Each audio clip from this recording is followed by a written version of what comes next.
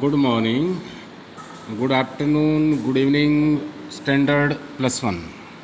Best wishes. Again, standard 11th. Book name Hornbill, subject English, lesson number 2, prose. We are not afraid to die. Title है we are not afraid to die, कि हम मरने से नहीं डरते। If we can all be together, यदि हम सब इकट्ठे हैं, अर्थात विद्यार्थी और अध्यापक इन विपरीत परिस्थितियों में भी इकट्ठे हैं, डिजिटल डिस्टेंस और ऑनलाइन एजुकेशन से अपना वर्क पूरा करते हैं, तो किसी प्रकार की किसी भी विद्यार्थी को दिक्कत नहीं हो सकती। ये लेसन का मैसेज है। Jordan Cook and Alan East, यानी इस लेसन के दो राइटर हैं। Names are Jordan Cook and Alan East. Story क्या कहती है बेटे? In this chapter the writer narrates his thrilling journey across the sea. इस पाठ में लेखक अपनी एक समुद्री यात्रा, वो जो बहुत ही रोमांचकारी है, उसका वर्णन करता है। नरेट आप ऑलरेडी 10th में जानते हो। He wanted to go around the world by sea in the same way Captain James Cook had done about 200 years earlier. Captain James cook, जैसे चांद पे बहुत से लोग गए हैं आपके, तो उसी प्रकार जेम्स कुक ने 200 साल पहले एक समुद्र की यात्रा की थी। यात्रा ले निकल गया।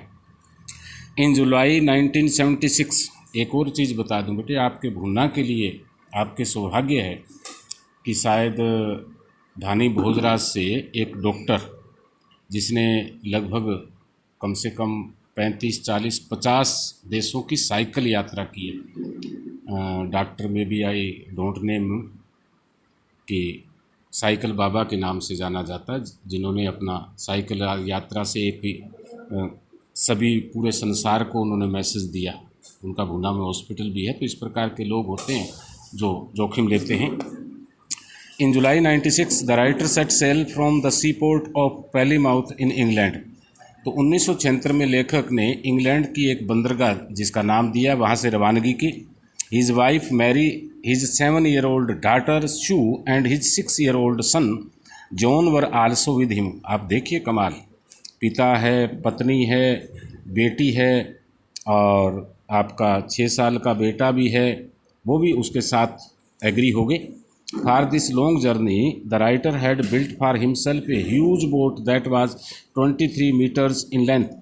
इस लंबी यात्रा, कहते हैं 3 साल की यात्रा थी, उसके लिए 33 मीटर लंबी एक नाव को, बेटे अब पानी में समुद्री यात्रा है तो नाव से जाएंगे। He called it wave Walker, it looked like a ship, और ये नाव ऐसी लग रही थी जैसे छोटा समुद्री जहाज हो। The writer hoped to complete his journey round the world in 3 years। आप जानते हैं कि संसार में 3 यानी कि 25% लैंड और 75% पानी है, तो समुद्र कितना बड़ा है कि 3 साल के अंदर उन्हें आशा थी कि वो जर्नी को पूरा कर लेंगे। It was to be a 2,55,000 kilometre journey. आप अंदाज़ा लगाइए, 2,55,000 किलोमीटर्स, और वो भी by sea. The first phase of the journey was about 105 kilometres.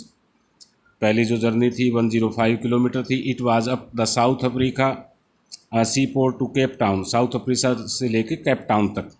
It passed off very pleasantly, ये तो आसानी से कर ली, यानी कि इतने किलोमीटर यात्रा थी, समुद्र शांत था, कोई तूफान नहीं था। Here the writer took with him 2 sellers named Larry and herb. यहाँ पर लेखक ने 2 नाविक, अंडरस्टूड है, समुद्र में जिनको नाविक कहते हैं, नाव चलाने वाले, वो साथी ले लिए जिनका नाम लैरी और हरब है। Because the southern Indian Ocean is known to be the world's most stormy ocean, क्योंकि ऐसा जाना जाता है कि ये जो महासागर है ये बड़ा खतरनाक है, इसलिए 2 नाविक सहायता के लिए लिए। The second phase of the journey was about 150 kilometres, 150,000 kilometre के लगभग थी। It was to be completed on reaching Australia, और ये जो जर्नी थी, यात्रा थी, वो ऑस्ट्रेलिया में जाकर समाप्त होनी थी। On 25 December the writer's Wave Walker, जिस बोट का नाम है, was in the southern Indian Ocean 35 1000 kilometre to be east of Cape Town, 3500 kilometre दूर की ये चर्चा कर रहा है। The first day of the new year 1977 was celebrated in the ship itself, यानी कि 1970 का जो पहला दिन जनवरी का है वो भी इस जहाज़ के अंदर उन्होंने खुशियाँ मनाई। But on the 2nd of January, लेकिन अगले ही दिन the weather suddenly became very trouble, मौसम बिल्कुल अशांत हो गया, बदल गया।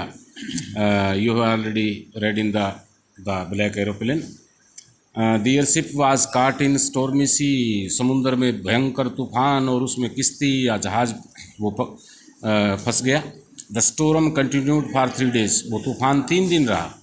सड़क हो, समतल मैदान हो, कहीं चला जाए तो आप बेटे जानते हो समुद्र में चारों तरफ पानी पानी हो, तूफान हो, कहीं भी जगह ना हो तो क्या होता है। The ship was badly damaged होता, नुकसान, जो उनकी नाव थी, नावनुमा जो जहाज़ था उसको नुकसान पहुंचा। The sea water flowed into, और उस जहाज़ में पानी भी आ गया। The ship could be down into the sea any time, और किसी भी समय उस नाव रूपी जो जहाज़ था वो पानी भरने से समुद्र में डूब सकता था।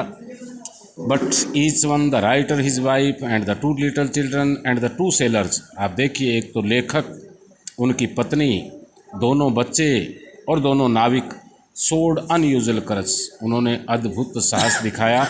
एंड सर्वड द स्टोरम, और तूफान से अपने आप को बचा लिया।